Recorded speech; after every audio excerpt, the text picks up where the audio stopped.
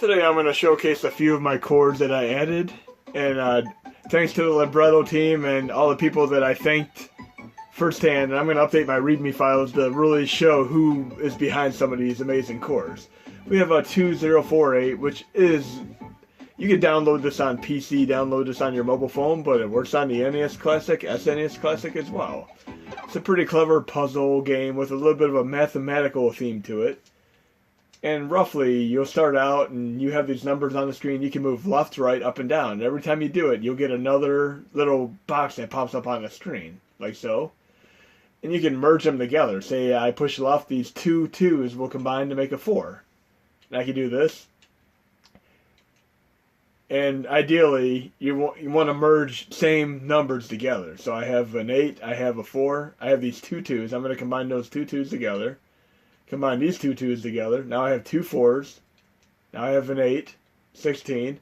And what you want to do is try to get up and get a score of like 2048 or higher. I mean, it's a pretty interesting gimmick. I downloaded this on my phone to test it, and then I said, oh, I got to try this out on the NES Classic, SNES Classic, and it's working out pretty nicely here.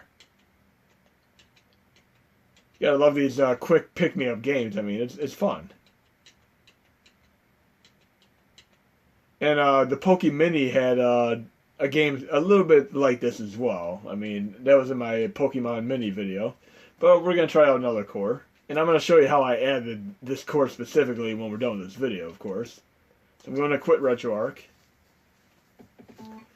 And we have Mr. Boom, which is a great Dynablaster Bomberman clone. And if you remember Sega Saturn had the multi-tap where you were able to play 8 players at once. And hopefully we'll get network eventually on the NES Classic, SNES Classic, because look at this. You could have 8 people at the same time. That's amazing fun for a Bomberman Dynablaster clone game. I've always been a huge Bomberman fan from the moment I had my first TurboGrafx 16.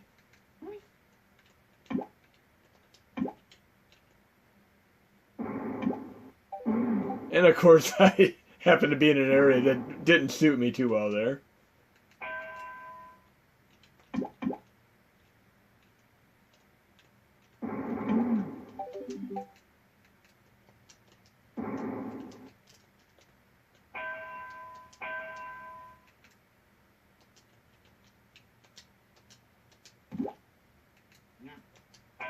And I'm going to restart it. So there I am.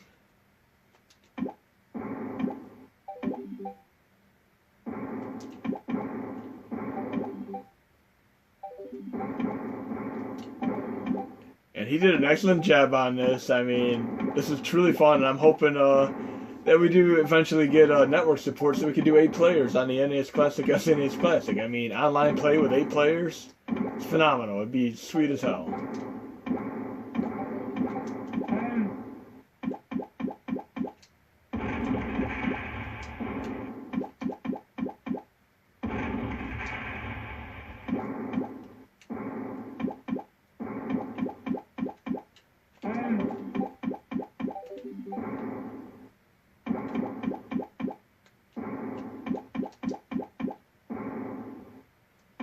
But this is Mr. Boom, a great Bomberman / Dynablaster clone, and I'm gonna do one more game test here. Then I'm gonna show you how I added these 3 specific cores. We're gonna do the great Rick Dangerous. And I'm adding that right here. This is by the people who went on to make Tomb Raider. This is an early game by them. Hard as nails. Truly, truly difficult game. Insta death, just like from the get-go. But extremely fun. And you can play this on the CPC Amstrad, ZX Spectrum, etc. It is on a variety of computer platforms.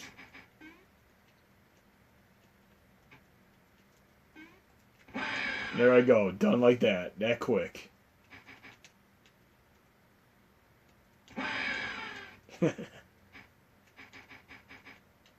Has a little bit of a Dragon's Lair feel to it where you could be done just like that.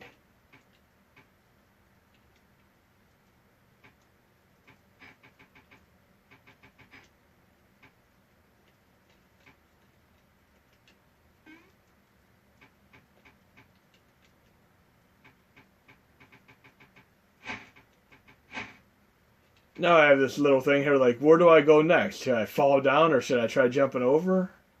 First time I played, I did this and I was done. Now I'm going to switch over to the computer and I'm going to show you how I added these cores so you can play them.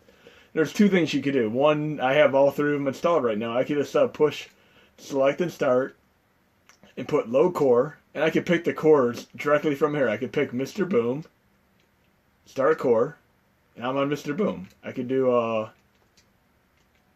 load core, Rick Dangerous, start core,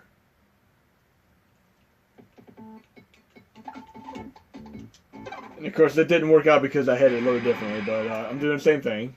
Load core, 2048, start core. So Mr. Boom and 2048 are the ones that you'd want to do this way. The Rick Dangerous works out just a little bit differently, but I'm going to switch over to the computer and you're going to see exactly what I'm talking about when I do this.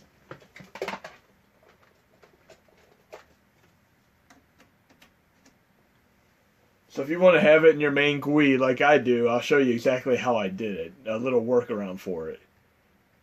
So I'm going to 2048 for instance, and how I did this, I did it very simply. All I did was I did the modules, install extra modules. I installed the 2048 core. First off, I did install the core.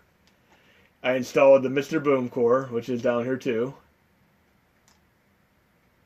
So I installed both 2048 and Mr. Boom, and XRick, of course, too. But that one is done just a little bit differently. I'll show you what I mean by that. So after I installed those, I went to File, Add More Games, and here's where it gets really interesting. Just watch this. I'm going to my core set here.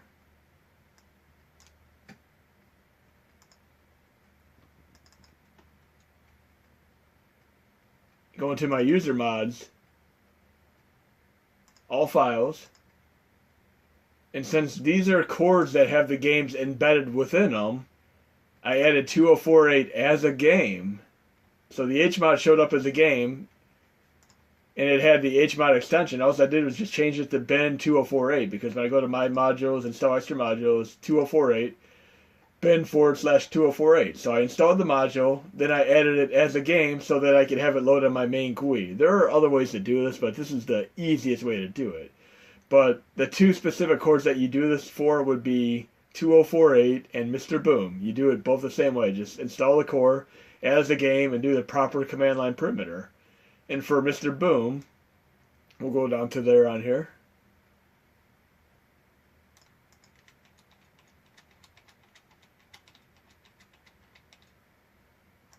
I did the /Mr. Boom. So again, I added the core, then the game. And for XRick, I did this just a little bit differently. We'll go down to that. Should be one of the last ones in my list.